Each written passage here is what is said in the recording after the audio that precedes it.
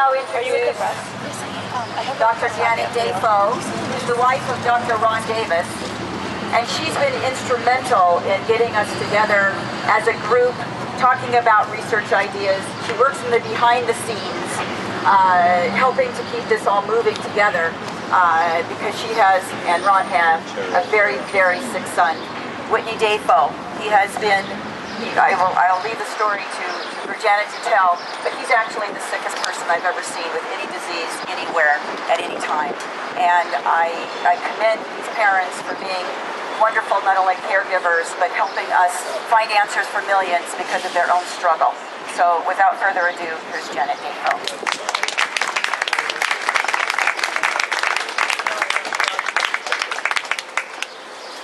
Hi, thank you for coming. And I want to acknowledge my sister-in-law and my niece who drove up here to support us all, Veronica and Miranda, right there. That's the whole winner. Can somebody else hold your picture for you? Is this on? Yeah, you just have to hold it really close to your mouth. Okay, so this is my baby boy right here. He's so beautiful. Look at him. He's an amazing man. And he doesn't look like this anymore. He was so active. He was so wise. He was so compassionate and creative. And he was a beautiful photographer. He traveled. And he's a very deep and thoughtful person who wanted to make a difference in the world. Mostly for the environment, and he worked for Obama, and he's just an amazing man. And I mean, you can see this is him in the Himalayas. So now, somebody would take this photograph. This is him now. Sorry. So I take care of him every day. He can't stand anyone in his room except his father or me. He can't talk. He can't type. He can't use any electronics. He can't communicate. He can't watch TV. He can't listen to music. He can't get up out of his bed. He can't lift up a paper towel. He can't fix the covers over his body. He can't look at me. He can't allow us to touch him. He's so sensitive and so weak and so sick. He's in pain all the time. He can't eat. This is what this disease can do to people. It can take everything away from you.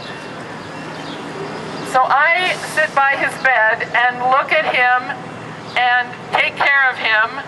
And I understand that this is a disease. This is not somebody who is wanting to avoid society and get disability checks.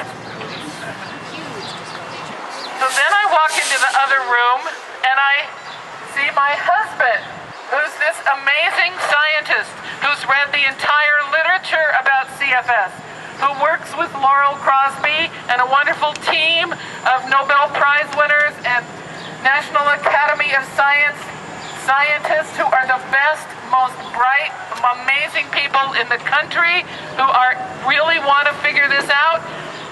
And number one, he can't get enough money to do it. So I'm looking at this sick kid. I know that there are millions of people like him. I know that there are people who can fix it, who can figure it out in not that long of a time, and they are not getting funding. What do we need? Government funding! This needs to stop. We need government funding. We need people to realize this is real. Don't anybody ever tell me again that this isn't real. We had a surgeon tell us that he needed intensive psychiatric intervention. And he wouldn't.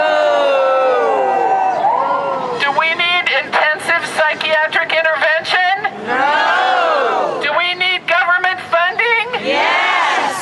So we have wonderful Linda Tannenbaum, who is just busting her butt to raise money so that Ron can do this research with his team, and they are able to do some research that's making a big lot of inroads, but it's not enough, and it's not fast enough.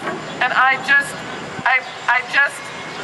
the juxtaposition of me looking at my sick son and me looking at my incredible scientist husband and listening to all their ideas of what they could do if they had government funding. It just makes me feel like I'm in some kind of crazy surrealistic movie in some alternative universe.